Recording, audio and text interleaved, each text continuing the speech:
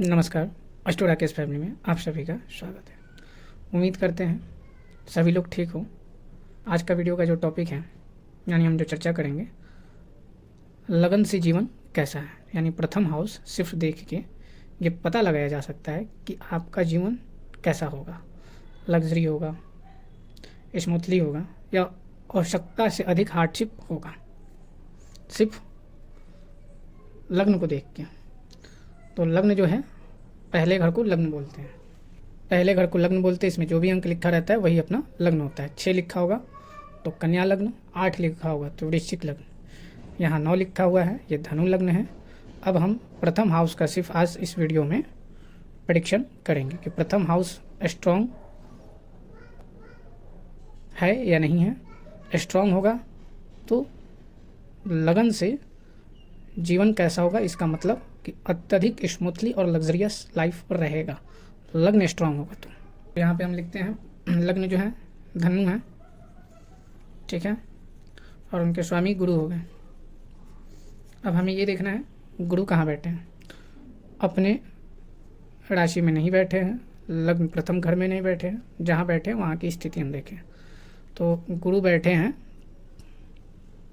Second house मकर राशि में। मकर राशि गुरु का नीच का होता है, तो पहला माइनस पॉइंट हो गया, नीच में बैठे हैं।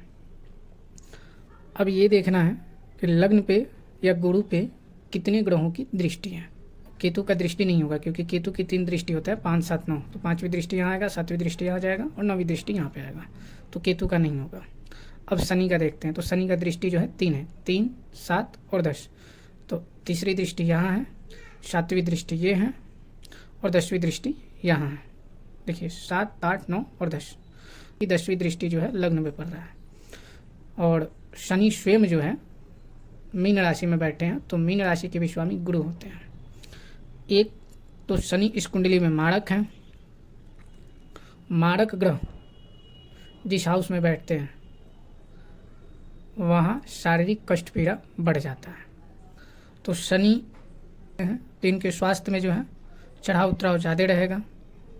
केंद्र में है तो कितना भी प्रॉब्लम हेल्थ इश्यूज़ में रहेगा, मतलब एक होता है हेल्थ इश्यूज़ बहुत होगा, बार बार बीमार पड़ेंगे फिर ठीक हो जाएंगे। ठीक होने का रीज़न क्या है, यही शनि अगर 6, 8, 12 में होते तो अधिक दिक्कत होता, लेकिन केंद्र में बैठे हैं इस वजह से थोड़ा सा ठीक रहेगा। स्वास्थ्य डिस्टर्ब तो होगा लेकिन ठीक हो जाएगा।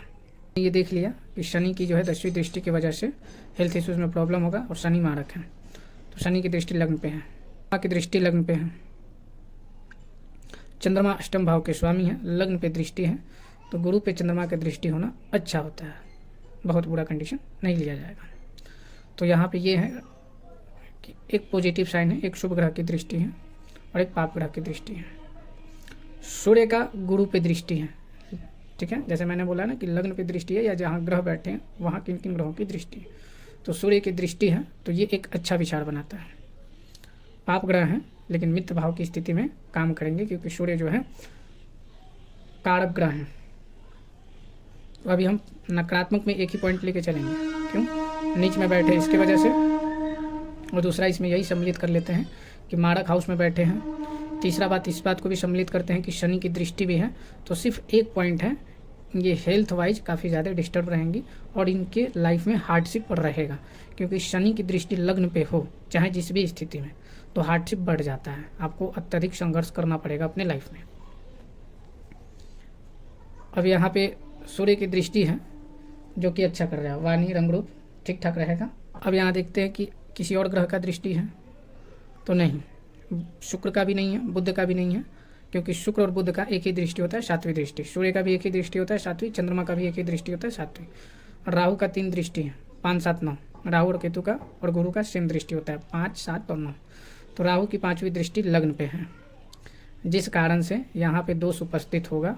तो इनका जो है ना भावनात्मक स्थिति हमेशा बढ़ते क्रम में रहेगा, जिसे कहते हैं इनयूजुअल डेजो, यानी हमेशा तरह तरह के विचार मन में ख्याल उभरते रहेंगे। इच्छाएं जो हैं हमेशा अप्स एंड डाउन्स में रहेगा, जैसे कभी कुछ विचार में आ जाना बहुत अच्छी लाइफ होनी चाहिए, लग्जरियस होना चाहिए, पैसा होना चाहिए, फेम होना चाहिए, ये सारी चीज़ें जो है मन में ख्याल बढ़ाता रहेगा। तो इससे इनको डिस्टर्बेंस होगा, क्योंकि राहु की दृष्टि जो है लग्न पे पड़ रहा है, इसकी वजह से ये प्रॉब्लम होगा। तो कुल मिला जुला के इनका लग्न अभी तक वीक ही है, स्ट्रॉन्ग नहीं होगा। जैसे हमने ये दूसरा कारण स्पष्ट क्लियर कर लिया। अब ये देखते हैं मंगल की 3 दृष्टि होता है, 4, 7 और 8। तो मंगल की चौथी दृष्टि लग्न पे पड़ रहा है, यहाँ से गिनते हैं 1 2 3 4। तो मंगल की चौथी दृष्टि पड़ रहा है, तो ये शुभ काम करेंगे, ठीक है। परंतु राहु की भी दृष्टि है, शनि की भी दृष्टि है, तो यहाँ पे हार्डशिप पड़ जाएगा, क्योंकि कुंडली में पूर्ण रूप से यहाँ दोष उपस्थित होगा। नकारात्मक क्रियाओं से, ब्लैक मैजिक से इफेक्ट रह सकता है इनके जीवन में। तो ये तीसरा कारण है, मंगल की दृष्टि होते हुए भी, मंगल कारक है, फिर भी ये प्रॉब्लम क्रिएट होगा। 3 कारण तो स्पष्ट पता चल गया कि इनके लाइफ में हार्डशिप अधिक है। तो ये 3 जो है हार्डशिप का कारण बन रहा है। अब यहाँ पे हम बताना चाहेंगे कि नक्षत्र देखना ज़रूरी होता है कि गुरु जहाँ बैठे वो किस नक्षत्र में है। तो गुरु जो है घनिष्ठा नक्षत्र में है। घनिष्ठा नक्षत्र जो है अंध नक्षत्र में आता है, ठीक है। यानी कहने का अर्थ हो गया कि ये नक्षत्र जो है थोड़ा सा जैसे मैंने पहले ही बताया था कि इनविजुअल विचार ज़्यादा क्रिएट करता है। अंध नक्षत्र का अर्थ होता है कि सब कुछ दिखता है फिर भी हम वहीं पे पड़े रहते हैं, सही गलत का पता है फिर भी हम उस व्यक्ति के साथ बने रहते हैं। हमारे लाइफ को एक नया मोड़ मिल सकता है, एक नया अचीवमेंट मिल सकता है, फिर भी हम मोह के कारण या अपने कुछ निजी स्वार्थ के कारण हम उस कष्ट को पूर्ण रूप से जानबूझ के भोगते हैं। यानी भोगन कहा जाता है। भोग का अर्थ होता है कि हम खुद से उस जगह या उस रिश्ते में बने पड़े रहते हैं जहाँ हमारा रिस्पेक्ट नहीं हो पाता है, या कभी कभी हम वैसा काम करते रहते हैं जिसमें हमें पता चल जाता है कि यहाँ सफलता नहीं है, फिर भी मोहित होकर या उसे इग्नोर करके हम वहाँ लगे पड़े रहते हैं, अपने लाइफ को खुद से चेंज करने की कोशिश नहीं करते हैं। तो ये गलत होता है। जब ऐसा चीज़ समझ में आ जाए तो आप डिसीजन चेंज करके अपने लाइफ को एक नया मौका दीजिए। तो ये घनिष्ठा नक्षत्र में बैठे हैं। घनिष्ठा नक्षत्र के स्वामी जो है मंगल है। तो यहाँ पे अब हम जो है नेगेटिव पॉइंट का तो चर्चा कर लिए। तो नेगेटिव पॉइंट से इस लग्न का स्वभाव थोड़ा सा देखा जाए तो हार्डशिप ज़्यादा है। क्या इनके जीवन में पूरा जीवन जो है हार्डशिप ही रहेगा? तो नहीं। अब थोड़ा सा यहाँ पे हम चेंजेस कर देते हैं। एक तो नेगेटिव पॉइंट से पता चल गया कि हार्डशिप है, और हार्डशिप क्यों है? इनका खुद का सोचने का, विचार का क्षमता के कारण से, जो कि राहु, शनि और मंगल, ये सभी ग्रह। जैसे मैंने कुछ नेगेटिव पॉइंट बता के ये क्लियर कर दिया कि ये खुद से ही अपने लाइफ में अपने हार्डशिप से घिरी पड़ी रहेंगी, ठीक है। तो इनका खुद का कारण होगा डिसीजन नहीं लेने का। कारण है कि शनि की भी दृष्टि है, मंगल का भी है, राहु का भी है। तो पूर्ण रूप से यहाँ दोष जो है स्ट्रॉन्ग हो रहा है। देखा जाए कि दोष स्ट्रॉन्ग होने के साथ साथ लग्न के स्वामी नीच में है, इस वजह से। अब इनके लाइफ में पूरा जीवन ऐसा ही रहेगा? तो नहीं। लग्न के स्वामी जो है अच्छे नक्षत्र में बैठा। घनिष्ठा नक्षत्र जो होता है अंध नक्षत्र होता है, लेकिन इस नक्षत्र तो अंध नक्षत्र का प्रभाव जो है बेटर हो सकता है अपने डिसीजन को चेंज करके। तो मंगल की दृष्टि है, तो एक प्लस पॉइंट दिया जा सकता है कि इनके लाइफ में लग्जरी लाइफ आ सकता है, धन भी आ सकता है, फेम भी मिल सकता है, क्योंकि शनि की भी दृष्टि है, मंगल का भी दृष्टि है और राहु भी देख रहे हैं। तो ऐसे जातक अगर सही समय पे सही डिसीजन लेके लाइफ में आगे बढ़ते हैं तो कष्ट कम हो जाता है और लाइफ जो है लग्जरी रहेगा। तो ऐसे में डिसीजन चेंज करके अपने लाइफ को स्टेबल और स्मूथली लग्जरी बना सकते हैं। कारण है कि अब मंगल स्थिति देखा जाए कि मंगल के नक्षत्र में तो गुरु पड़े हैं, तो गुरु जिस नक्षत्र में है उनके स्वामी की भी स्थिति देखा जाए तो मंगल स्वयं के नक्षत्र में है, दृष्टि भी दिए हैं, तो इनका लाइफ आगे चल के बहुत अच्छा हो जाएगा। यानी ऑल टाइम ये हार्डशिप में नहीं घिरी रहेंगी।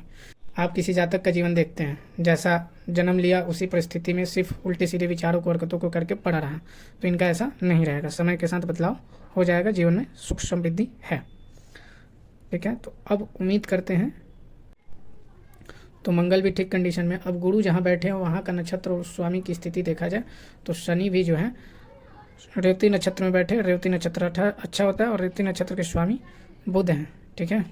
तो बुध का कंडीशन भी ठीक ही कहा जा सकता है, नेगेटिव नहीं कहा जा सकता है।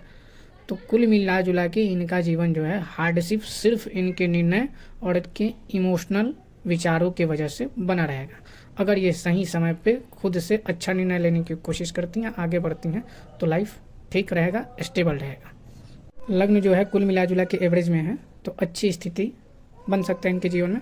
कराने की सूर्य की भी दृष्टि है, शुभ ग्रह भाग्य भाव में बैठे हैं, ठीक है जी। मंगल स्वयं के नक्षत्र में बैठे हैं और अपने लग्न पे दृष्टि दे रहे हैं, लग्न के स्वामी जिस नक्षत्र में बैठे हैं, तो ये सभी पॉइंट देख के इनका लाइफ स्टेबल। कुल मिला जुला के देखा जाए तो लग्न की स्थिति एवरेज कहा जा सकता है, ठीक है। तो उम्मीद करते हैं कि आप इसे अच्छे से समझे हों। इसी तरीके से आप किसी भी चार्ट का प्रेडिक्शन कर सकते हैं, आप इसे अच्छे से समझे हों। फिर मिलते हैं अगले वीडियो में। नमस्कार।